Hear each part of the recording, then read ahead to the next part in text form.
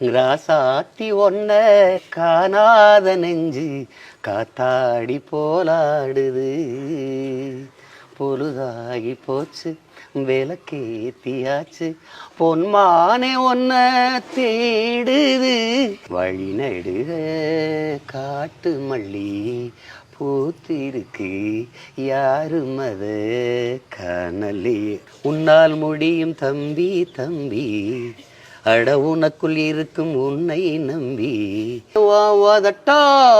சவப்ப அந்த மருதாணி கடனா கேக்கும் கடனா கேக்கும், நீ சிரிச்சாலே சில நேரம் அந்த நிலவு வந்து உளவு வாக்கும் உளவு வாக்கும்.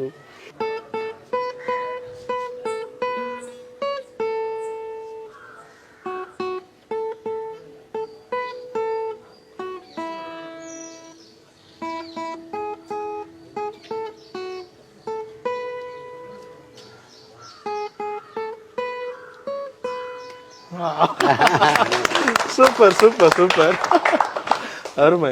ஸோ அப்பாவோட தம்பிகள் வந்து உங்களை பார்க்கும்போது அவ்வளோ இதுவாக கொண்டாடுறாங்க, உங்களை கொஞ்சுறாங்க, ஸோ அது எவ்வளோ சந்தோஷத்தை கொடுக்கும்? சந்தோஷமா தான் இருக்கும். ஏன்னா இந்த மாதிரி கூட்டத்துக்கெல்லாம் போவேன், வந்து என்கிட்ட சொல்லுவாங்க வணக்கம் தம்பி எப்படி இருக்கேன். இப்போ இந்த வெள்ளத்துக்கெல்லாம் போனோம், அப்போ வந்து இந்த ட்ரக்ல இருந்து ஏறி இருக்குது எல்லாரும் இந்த கூட்டத்தில் இருக்கும்போது என்னை இடிக்காம வச்சுக்கிறது வந்து ஒரு இன்னொரு குடும்பம் மாதிரி இருக்கு, எனக்கு மகிழ்ச்சி. ஸோ உங்களுக்கு அது என்னதான் இப்போ வந்து அப்பா வந்து ஊர் முழுக்க எல்லாருக்கும் போய் உதவி செய்யறாரு, இருந்தாலும் அந்த ஒரு சின்ன வருத்தம் இருக்குல்ல, எல்லாருக்குமே இவர் பண்றாரு, தூத்துக்குடி முதற்கொண்டு போறாரு, ஆனா நம்ம கொஞ்சம் டைம் ஒதுக்க மாட்டுறாரு, நம்ம கூட கொஞ்ச நேரம் விளையாட மாட்டுறாரு, அந்த ஒரு வருத்தம் இருக்கா அப்பா உனக்கு? எனக்கு அந்த மாதிரி அவ்வளோ வருத்தம் இருந்ததில்லை. ஏன்னா எல்லா சமயத்தப்பையும் எல்லாருக்காவது ஹெல்ப் பண்ணிட்டு உதவிட்டு தான் இருப்பார். ஆனால் இப்போ வந்து என் கூட நேரத்தை செலவழிக்க ரொம்ப முயற்சி பண்ணுறாரு, என் கூட நிறைய இருக்காரு, அது நான் வேல்யூ பண்ணுறேன். சரி சார், உங்களுக்கு அந்த ஒரு ஃபீல் இருக்கா சார்? என்னடா இந்த வயசுல தான் நம்ம பசங்க கூட நிறைய விளையாட வேண்டியது இருக்கும், அந்த ஒரு கொஞ்சல்கள்லாம் இப்போதான் இருக்கும், ஆனால் அந்த நேரத்தை பெருசாக நம்மளால ஸ்பெண்ட் பண்ண முடியலன்ற அந்த ஒரு வருத்தம் இருக்கா சார் உங்களுக்கு? அதெல்லாம் இருக்கும். ஒரு நாள் 2 நாள் தெரியாது, 2-3 நாளுக்கு மேலே வெளியூரில் தங்கும்போது இருக்கும். அப்புறம் அந்த காணொலி அழைப்பில் பேசிக்கிற வேண்டியதுதான். தூத்துக்குடிக்கு வா போவோம் தான் சொன்ன உதவுறதுக்கு. அவரும் தான் அந்த அப்போ விடுமுறை புயல் வெள்ளத்தில், அப்போ நண்பர்கள்லாம் இவங்க கூட வந்து இங்கே இருந்தாங்க. அதை விட்டுட்டு வர முடியல, ஏன்னா அப்புறம் அவங்க போயிடுவாங்க. அப்போ நான் இருக்கேனே, சரி இரு நானே போயிட்டு வந்துடுறேன். இல்லைன்னா அவனுக்கு இதெல்லாம் ரொம்ப பிடிக்கும், ரொம்ப பிடிக்கும். ஒரு தடவை இங்கே கொடுத்து உதவிக்கிட்டு இருந்தான். அது இந்த குனிஞ்சு கொடுக்கறதுல வந்து எப்படின்னா, அந்த வண்டியிலிருந்து ஒரு 300-400 இதுக்கு மேலே கொடுக்கும்போது முழு வலிக்கும்.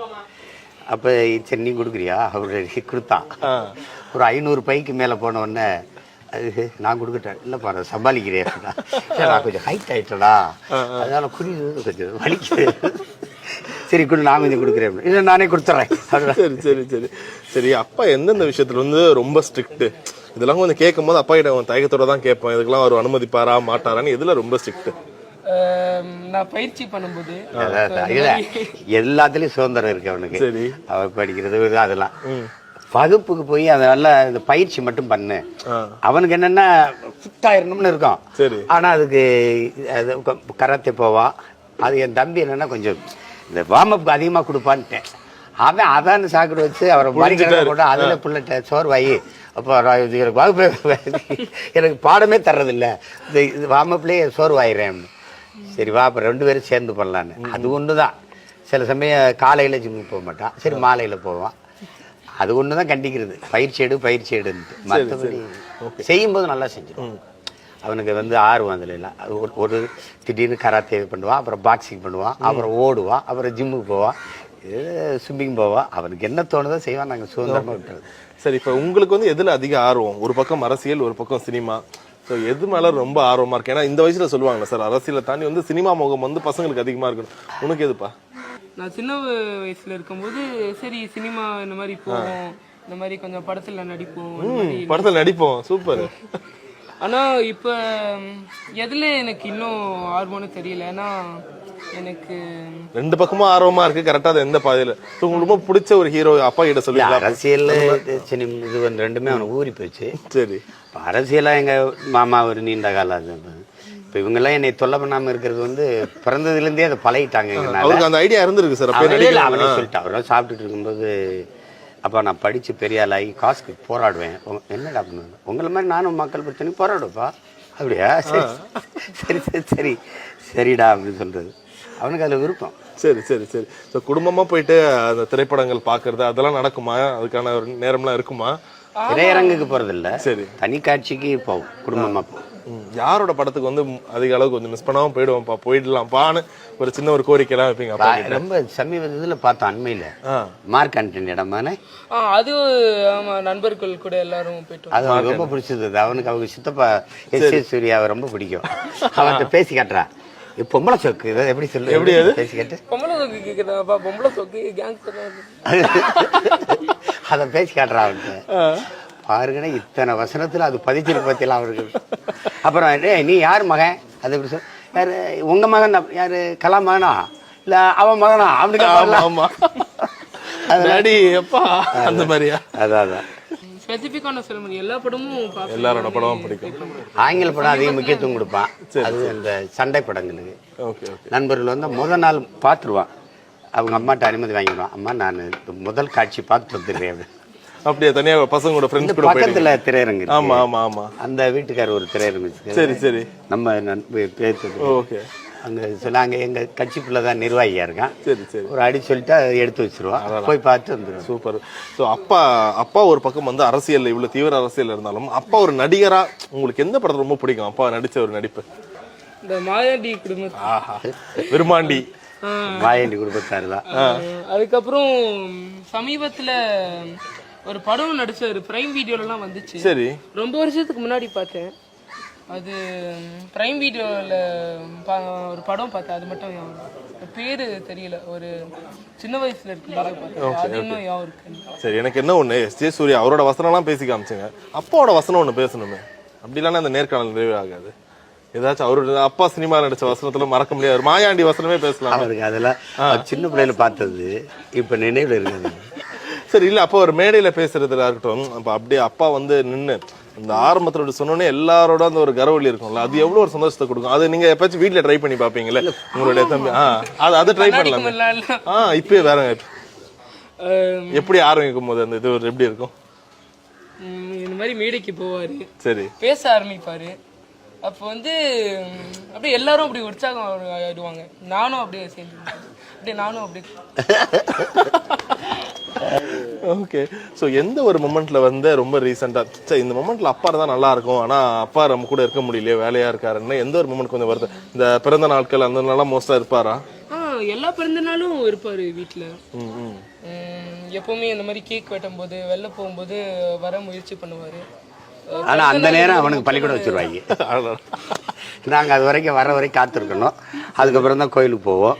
அப்புறம் மாலையில தான் எல்லா நண்பர்களையும் வர சொல்லி கொண்டாடுவோம். அந்தப்ப அதிகாலையில எந்திரிச்சு போயிடுவான். அது கொஞ்சம் அந்த பிறந்த நாள் அன்னைக்கு அவனுக்கு பள்ளிக்கூடம் வச்சு விட்டுருவாங்க துயரத்துக்கு. விடுமுறை போட்டா நாட்கள் குறைஞ்சிருது. Okay okay. அது பள்ளிக்கூடங்கள் அதை எண்ணுறாங்க, அது இவ்வளவு நாள் குறைஞ்சிருச்சு அப்படின்னு. அதனால விடுமுறையே எடுக்காத நீ போயிரு எல்லா நாள்.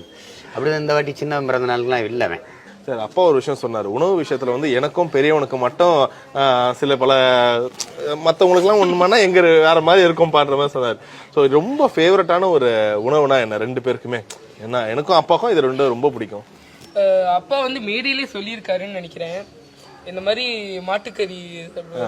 எங்க வீட்டுல யாரும் சாப்பிட மாட்டாங்க. அப்படியா? நீங்க ரெண்டு பேரும் தான்? நான் மட்டும்தான் சாப்பிடுவேன். முதல்ல நான் மட்டும்தான். சரி.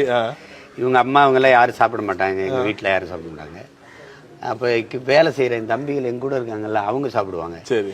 அது நாங்கள் எங்களுக்காக இது பண்ணோம்.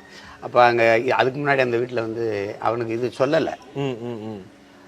ஆனால் அவனுக்கு அந்த கறி இதெல்லாம் பிடிக்கும். இந்த சுக்கா இருக்குல்ல, அது எங்கள் ஊர் மாதிரி உங்களுக்கு தெரியும். நம்ம சுக்கா தான் சாப்பிடணும். அப்பா என்ன ஸ்பைசி பத்து அருமையாக இருக்குப்பா, அருமை நம்ம கிட்ட செஞ்சதாப்பா. அப்படியே ஒரு 2 தடவை கொடுத்துட்ட பிறகு அவனே அதுல பயிற்சி ஆயிட்டான், அதை கேட்க ஆரம்பிச்சான். அப்ப கறி சாப்பிடுவோம். அம்மா என்ன சொல்லுவாங்களா? இல்ல அது தெரிஞ்சோன்னா விட்டுட்டாங்க. புரோட்டீனுக்காக நானும் எடுப்பேன், அது சரி அவனுக்கு தேவைப்படுது. அந்த புரோட்டீன் இன்டேக் ஒரு நாள்னு இருக்கும்போது இந்த பயிற்சி பண்ணும்போது ரொம்ப முக்கியமா உடற்பயிற்சி கூடத்துக்கு போறதுனால அது வந்து அதிக திறனை கொடுக்கும், சோர்வடைய விடாது. அவனுடைய வலிமை அது சாப்பிட்டு பார்த்தா தான் தெரியும். சரி சரி. இப்போ வீடு முழுக்க பார்க்கும்போது நம்ம மாவீரன் அவருடைய அழகிய கிறுக்கல்கள் நிறைய இடத்துல தென்படுது. ஸோ அப்படி பார்க்கும்போது அவனுக்கு எல்லாமே கரும்பலகை தான், பிளாக் போர்டு தான், எல்லாமே தொலைக்காட்சியில இருந்து எதா இருந்தாலும் எழுதுவான். இவர் அண்ணன் கொஞ்சம் ஸ்ட்ரிக்டா இருப்பாரா தம்பி கிட்ட? அவரு அதை ரசிப்பாரு. அப்படியா? ரொம்ப சுட்டித்தனம் பண்ணுவாரு போல வீட்டுல. நீங்க எப்படி நீங்க தான் பாத்துப்பீங்களா தம்பியா? இல்ல, அவர் வந்து சில சமயம் அவரு கிட்ட இந்த மாதிரி சொல்லுவேன், இந்த மாதிரி எல்லாம் பண்ணக்கூடாதுன்னா. ஆனா அவரு கிறுக்கி விட்டதெல்லாம் அவர் ரொம்ப சின்ன வயசுல பண்ணது. இப்ப பண்றது இல்ல, சொல்ல மாட்டேன், சின்ன வயசுல பண்றது தானே. இப்ப இந்த சின்ன சின்ன சண்டைகள்லாம் நடக்குமா அண்ணன் தம்பி சண்டைகள்லாம்? அதெல்லாம் அடிச்சுக்க மாட்டேன். சண்டை பரவாயில்லையே. தொலைக்காட்சி பாக்குறதுல இவன் ஒண்ணு பாக்க நினைப்பான், அவனுக்கு ஒரு தனியா இருக்கு, இவனுக்கும் தனியா இருக்கு. ஆனா அந்த வரவேற்பறையில் இருக்கிறது வந்து உட்கார்ந்துக்கிட்டு பெரிய திரையில அவன் வந்து அவன் ஒரு இது பார்க்கணும் நினைப்பான், இவன் ஒரு இது, இவன் எடுத்து ஒழிப்பான், அவன் அதை பறிப்பான். கொடுத்து விடுறா, நீ உள்ள போய் பாடுறா. சரி, நீ தான் உன் அறையில் போய் பாடுறா. அது சண்டை தான், அதான் சண்டை. சரி, இப்போ நம்ம ஃபோன் எடுத்தாவே இன்னைக்கு அப்பாவோட பேச்சுகளா இருக்கும், நிறைய மோட்டிவேஷனல் ஸ்பீச், நிறைய இதுவும் கேட்கும் போதே ஒரு பெரிய எழுச்சி கொடுக்கும். உங்களுடைய பள்ளிக்கூடத்துல நண்பர்கள்லாம் சொல்லுவாங்களா? என்ன சொல்லுவாங்க நண்பர்கள்லாம்? உங்களுடைய அப்பாவோட இது பார்த்தண்டா இப்படி இருந்துச்சு அப்படின்னு சொல்லும் போது ஒரு பக்கம் சந்தோஷமா இருக்கும், பெருமையா இருக்கும், நம்மளும் இந்த ஒரு பேரை கெடுத்துடக்கூடாது, அந்த ஒரு நிறைய எண்ண ஓட்டம் இருக்கும்ல. அது உங்களுக்கு எப்படி இருக்கும் நண்பர்கள் அப்பாவை பத்தி? ஒரு தடவை என்னை நேர்காணல் எடுத்து போட்டான், அவன் வலைவலி நடத்தினான். ஓகே, இப்ப கொஞ்சம் மேல படிக்க போறதுனால அவனுக்கு வீட்டு பாடமே அதிகமா இருக்கு, அப்புறம் பயிற்சி வேற, அதுல விட்டுட்டான். சரி, அதுல என்னை ஒரு பேட்டி எடுத்து போட்டான், அது ரொம்ப புகழ் பெற்றுட்டான். சரி, இப்ப இந்த ஒரு இது நேரத்தை நான் பயன்படுத்தணும்னு நினைக்கிறேன். ரொம்ப நாளா அப்பா கிட்ட இது கேட்கணும்னு நினைச்சேன், நான் கேட்கவே முடியல. ஒரு 2 கேள்வி இப்ப கேட்கணும்ப்பா உங்கள் சார்பா. நீங்க வந்து இவ்வளவு பெரிய உங்களுக்கு இவ்வளோ இன்ஃபர்மேஷன், இந்த மாதிரி நாலேஜ்லாம் நீங்க எப்படி வளர்த்துக்கிட்டீங்க? நீங்க இந்த மாதிரி மீடியாவில் போய் நீங்க 1/2 மணி நேரம், 1 மணி நேரம், 1.5 மணி நேரம் இந்த மாதிரிலாம் நீண்ட காலம் நீங்க நிறுத்தாம நீங்க பேசுறீங்க. அது நீங்க எப்படி பண்றீங்கன்னு நான் நிறைய ஆச்சரியப்பட்டிருக்கீங்க. சூப்பர் சூப்பர், நல்ல கேள்வி. மயமட்டில் என் கூட இருக்கிற எல்லாருக்கும் வியப்பு. இப்போ என் மயனுக்காவது அவன் போய் தூங்கிடுவான். நான் வந்து கீழே ஒரு அறை இருக்குல்ல நூலகம், மேலே ஒரு அறை இருக்கு நூலகம், அதுதான் காரணம். அது உனக்கு என் கூட பயணிக்கிறது 10 நாள் 15 நாள் தொடர்ச்சியாக வருவாங்க. மயில் வந்து வண்டியிலையும் சரி, இல்லை படுக்கை கூடவே இருப்பாங்க. கொஞ்ச நேரம் என்னை தூங்குற நேரம் வரைக்கும் பேசிட்டு போவாங்க.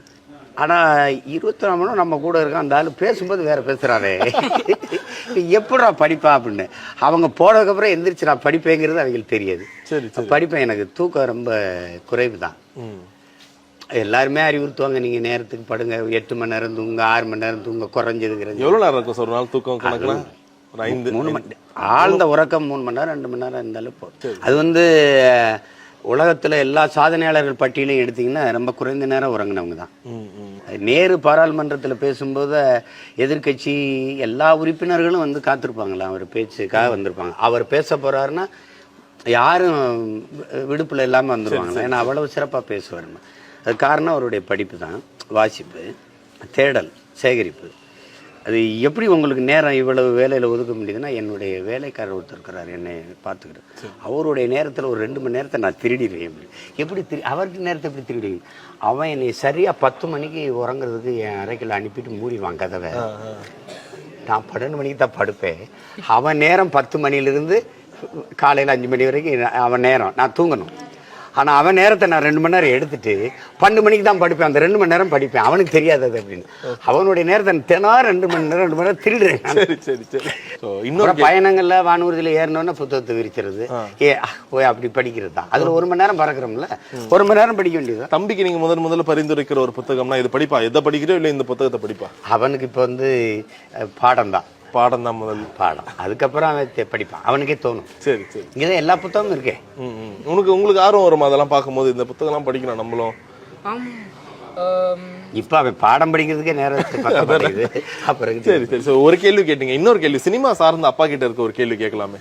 எனக்கு வந்து உங்களை பார்த்து நீங்க எப்படி பேசுறீங்க, எப்படி உதவுறீங்கலாம் பார்த்து எனக்கு போராடுறதுல எனக்கும் ஒரு ஆர்வம் வந்திருக்கு. ஆனா நீங்க சின்ன வயசுல இருக்கும்போது உங்களுக்கு எப்படி ஆர்வம் வந்துச்சு? அடிப்படையில் நம்ம இனத்தினுடைய குணமே அதுதான், எல்லாருக்கும் உதவுறதுதான். அப்போ அதில் நான் வாசிச்சது சிறு வயதில் எனக்கு கற்றுக் கொடுத்த ஆசிரியர்கள்லாம் ரொம்ப இரக்க குணம் உள்ளவங்களாக இருந்தாங்க. அதில் தமிழ் சிந்தனை, இந்த திராவிட இயக்க திராவிடர் கழகம், திமுக, இந்த மாதிரி பெரியாரிய மார்க்சிய அம்பேத்கரிய சிந்தனைகளை படித்து வந்தவங்களாக இருந்தாங்க. அவங்க எங்களை மாதிரி சிற்றூர்களிலிருந்து வர படிக்கிற பிள்ளைகளுக்கு அவங்க எங்களோட அதிக பழக்கம் வச்சுருக்கும்போது இதெல்லாம் கடத்துனாங்க, இந்த உணர்வையெல்லாம். அப்போ நூலகம் இருக்கும் ஒரு பள்ளிக்கூடத்துலேயும் கல்லூரியிலையும். அதில் போய் வகுப்பு நேரங்கள், விளையாட்டு நேரங்கள் போக மற்ற நேரங்களில் போய் அங்கே உட்காந்து படிப்போம். நூலகத்துக்கு லைப்ரரின்னு ஒரு வகுப்பு இருக்கும். அந்த வகுப்புலையெல்லாம் மற்றவங்க விளையாட போவாங்க, நான் படிப்பேன். சரி சரி. ரொம்ப 2-3 மாணவர் தான் அதில் உட்காந்து படிப்போம். மீதியெல்லாம் அந்த நேரத்தை அரட்டை அடிக்கிறதுக்கு, விளையாடுறதுக்கு பயன்படுத்திடுவாங்க. அப்படி படிக்கும்போது தேடும்போது நம்ம முன்னோர்களின் ஒரு வழித்தடம் அப்படி இருந்திருக்கு. அவங்கெல்லாம் நமக்கு என்ன பிரச்சனை, நம்ம வாழ்ந்தா போதும்னு நினச்சிருந்தா நமக்கு இந்த மாறுதல் இல்லை, இந்த சமூக மாற்றம் இல்லை, இது மேலே முன்னேற்றம் இல்லை. அப்போ அதெல்லாம் பார்க்கும்போது அதுதான் நமக்கு இன்ஸ்பிரேஷனாக சொல்லுவோம், முன்மாதிரின்னு சொல்லுவோம்ல, அது ஒரு வழித்தடமாக இருக்கும். அந்த இதை பின்பற்றும்போது இது வருது. இப்போ படிக்கணுங்கிற பழக்கம் வந்து ஒன்றும் இது இல்லை. பல பெரிய அறிஞர்கள் சொல்லிட்டாங்க, நீ வந்து உலகத்தில் மிகப்பெரிய அறிஞர்கள் தலைவரோடலாம் உனக்கு நட்பு வேணுமா, நீ நூலகத்துக்கு போடாங்கிறாரு மாசியத்தங்க. ஆமாம், நேரு வந்து இன்னும் 16 ஆண்டு சிறையில் இருந்துட்டார். இன்னும் எவ்வளோ காணவனாலும் சிறையில் போடுங்க, எனக்கு புத்தகத்தை மட்டும் கொடுத்துருங்கன்ற. அப்படி போர்க்களத்தில் துப்பாக்கியை விடவும் பெரிய ஆயுதம் புத்தகங்கள் தான்னு லெனின் சொல்கிறாரு. சுவாசிப்பது போல் வாசிப்பது இருக்கணுங்கிறார். புத்தகமும் ஒரு விதை நெல்லுதாங்கிறார் புரட்சி பாவலர். இப்போ எல்லாருமே இந்த படிப்பின் கல்வியின் அவசியத்தை, நீங்கள் பாடத்தை தாண்டிய ஒரு கல்வி இருக்குது. அது ஒரு புத்தகம் எழுதுறதுக்கு பாதி நூலகத்தை படிக்க வேண்டியது இருக்குதுங்கிறாங்க. அப்போ எழுதுனவங்களாம் எவ்வளோ படிச்சிருப்பாங்கன்னு பாருங்கள். அவங்களோட பார்க்கும்போது நம்ம ஒன்றும் இல்லை, நம்ம ஒதுங்கி கைகட்டி இருக்கிற வேண்டியது தான்.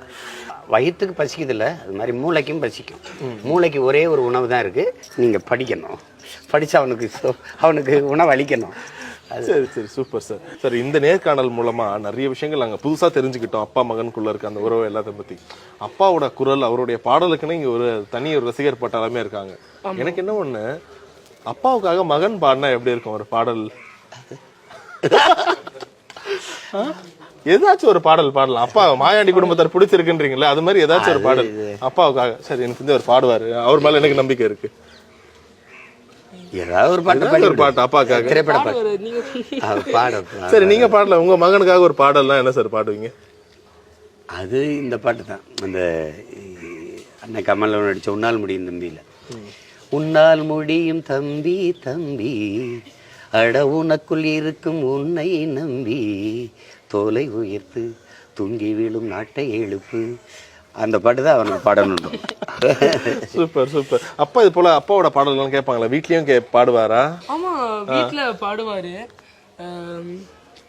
சின்ன தம்பி இருக்கான், அவனுக்காக கொஞ்சம் பாட்டெல்லாம் சும்மா எழுதுவாரு. அவன் பிறந்த சமயம் ஒரு பாட்டு எழுதி 2-3 பாட்டு எழுதி அவனுக்காக பாடினான். சரி சரி. அது அதாவது எப்படின்னா, அந்த சோழனே கரிகாலனே இனம் காக்கும் படைக்காரனே, தீரனே பெரும் சூரனே எங்கள் தம்பி மாவீரனே, இனியனே கனியனே வரும். அது சரி சரி. அது அந்த நேரத்தில் பாடின அப்புறம் எழுதி இவன் தான் அந்த அலைபேசியில் ரெக்கார்ட் பண்ணி வச்சிருந்தாரு எங்கேயோ. அப்புறம் அது சரி. நிறைவா எல்லாரும் இந்த வயசுல எல்லாரும் கேட்பாங்க, என்னப்பா பெரிய வேணாம், என்னப்பா ஆக போற? அந்த ஒரு கேள்விக்கு உங்களுடைய பதில் என்ன? நான் வந்து அப்பா மாதிரி இருக்க போறேன்னு தான் நான் கிட்ட சொல்லுவேன். ஸோ நான் முன்னாடியே சொன்னேன், இந்த மாதிரி படத்துல நடிக்கிறதும் இந்த மாதிரி அரசியலில் நிறைய பேருக்கு உதவுறதுக்கும் எனக்கு ரெண்டுக்குமே எனக்கு பற்று இருக்கு. ஆனால் நீ அது யோசிக்கணும், அந்த நேரத்தில் முடிவெடுப்பான். கண்டிப்பா கண்டிப்பா. Super sir, super sir. எங்க சைட்ல இருந்து உங்களுக்கு ஒரு ரெக்வஸ்ட். ஸோ நிறைய விதமான பாடல்கள் பாடினீங்களா சார்? இந்த உதட்டோர சிவப்பு வந்து உங்களோட பாடலுக்குன்னு ஒரு தனி வாட்ஸ்அப் ஸ்டேட்டஸ்ல நிறைய பேர் வைப்பாங்க. உண்மையான பாட்டை வைக்கிறாங்களோ இல்லையோ, உங்களுடைய பாடலை வைப்பாங்க. ஸோ இந்த நேரத்தில் அந்த ஒரு பாட்டை பாடினா ரொம்ப நல்லா இருக்கும் சார். அது நாங்கள் ஒரு சரணம் போட்டுட்டு போனோம். அப்புறம் அங்கே போய் ஐயா இது போட்டுக்கிட்டே வந்தோம். நாங்கள் எழுதிட்டு போயிட்டோம். சரி சரி. அப்புறம் ஐயா ஒரு தேவையை இப்படி ஒரு இது போடலாமேனாரு. சரி போடுங்க, 2ஐயும் கலந்து போட்டோம். அதில் இது என்னென்னா, ஏட்டு எடுத்து வச்சு வெட்டி நடக்கையில் கட்டி இழுக்கிறிய மனச ஏன் மனச ஏட்டு எடுத்து வச்சு வெட்டி நடக்கையில் கட்டி இழுக்கிறிய மனச ஏன் மனச பின்னி போட்ட சடையிலே என்ன பின்னி போட்டியே தத்த தர நன்னே நன்னா செங்கரும்பு தோட்டமைய முள்ளரும்பு கூட்டமைய செங்கரும்பு தோட்டமே முள்ளரும்பு கூட்டமே இழுத்து வச்சு அரைக்கிறியே இஞ்ச போல என் நெஞ்சத்தானே மானே ஓதட்டோர சவப்ப அந்த மருதாணி கடனா கேக்கும் நீ சிரிச்சாலே சில நேரம் அந்த நிலவு வந்து உளவு வாக்கும் ஏன் செவ்வாழ தண்டே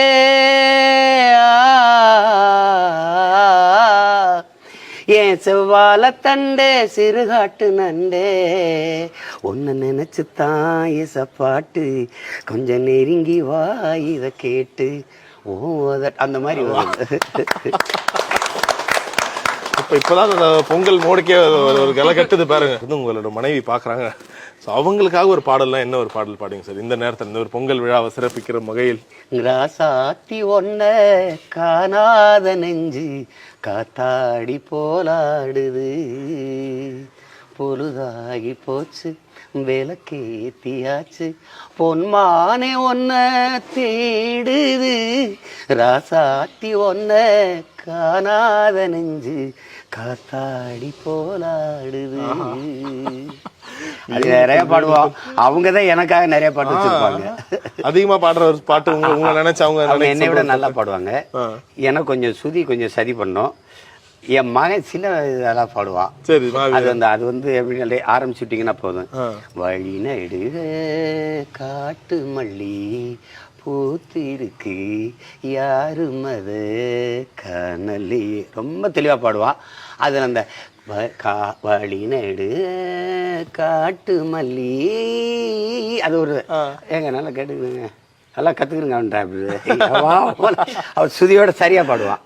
அவங்க கத்துக்கிட்டாங்க. நம்ம சும்மா கேட்டு கேட்டு பாடுறதானே. அதனால அது அப்படி இல்லைங்க. நம்ம வாய்க்கு வந்தது இஷ்டத்துக்கு பாடுவோம். அவங்க அப்படி சரியா பாடுவாங்க. சூப்பர் சார், அருமை சார். ஸோ இந்த ஒரு பொங்கல் விழாவில் தம்பி உங்களை பார்த்தத மிக்க மகிழ்ச்சி. பொங்கல் வாழ்த்துக்கள். ஸோ நீங்க அதே போல கராத்தாய் கத்துக்குங்க. நிறைய அப்பாவை சொல்ற மாதிரி அவரே ஒரு இன்ஸ்பிரேஷனா எடுத்து வாழ்க்கை நிறைய ஆர்வம். குதிரை ஓட்ட போவான். அப்புறம் இசை கத்துக்குருவான். கிட்டார் வாசிப்பா, நல்லா வாசிப்பா. அவங்க அம்மாவுக்கு நேரம் இருக்கும்போது என்ன பாட்டு வாசிப்பா அந்த இதுல அதுல வாசிப்பா. நம்ம வாசிக்க வச்சிடலாம். மேல கிட்டார் பார்த்தேன் நான் எடுத்துட்டு எப்படியாச்சும் உங்களை வாசிக்க வச்சிடறேன். என்ன எதிர்பார்க்கலாம் இப்ப நம்ம? ஒரு 3 நாளுக்கு முன்னாடி தான் கத்திருக்கேன். வலையொலியில கத்துக்கிட்டது. நாம ஒரு கொஞ்ச நாளா பயிற்சி பண்ணிட்டு இருக்கேன். ஒரு 3 நாளுக்கு முன்னாடி தான் கத்துக்கிறது. சரியா வரலன்னா கத்துக்க. சரி, கோச்சிக்க மாட்டோம், நாங்க பாராட்டுவோம். வாசி வாசி வாசி.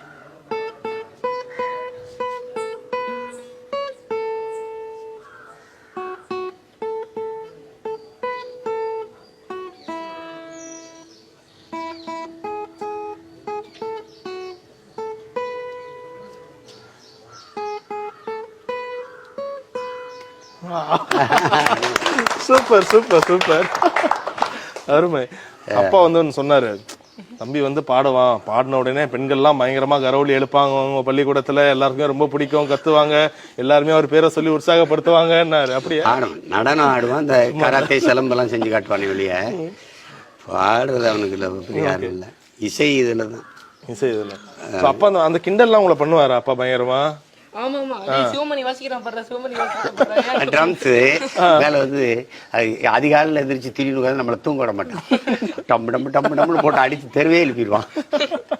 தொடர்ந்து நிறைய பாடல்கள் இது மாதிரி வாசிங்க. அது மாதிரி ஒரு நேரம் இருக்காது அவனுக்கு வாசி கத்துக்கிறதுக்கோ, ட்ரம்ஸ் தொடர்ச்சி வாசிக்கிறது. அது விடுமுறை நாள்னா செய்வான். அப்புறம் பாடம், வீட்டு பாடம், அதுலயே அவனுக்கு சரியா இருக்கும். Okay okay sir. வரும்போதே விட்டா போதும்னு வருவாங்க 2 பேரும் அப்படியே வந்து படுத்துருவாங்க.